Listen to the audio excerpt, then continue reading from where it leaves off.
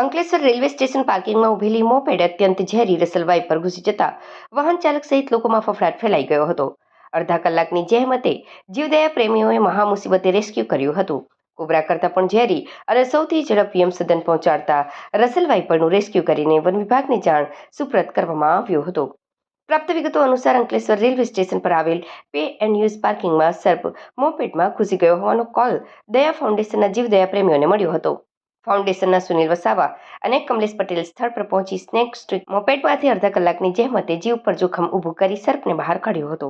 ઝડપાયેલ સર્પ cobra કરતાં પણ અત્યંત ઝેરી એવા રસલવાઈ પર હોવાનું સામે આવ્યું હતું, જેને એક ડબ્બામાં ભરીને લઈ વન વિભાગને જાણ કરતા સુરક્ષિત સ્થળે મુક્ત કરાયો હતો. ત્યારે મોપેડમાં ઘૂસી ગયેલ સર્પના રેસ્ક્યુ કરવા માટે એક તબક્કે જીવદયા પ્રેમી મોપેડ સાઇડ ગાર્ડ પર તોડવું પડ્યું હતું. સર્પ અહીંથી સરકી એન્જિન અલગ અલગ ભાગમાં પ્રવેશી જતો હતો, જેને લઈ તેને સુરક્ષિત રીતે રેસ્ક્યુ કરવું મુશ્કેલ બન્યું હતું.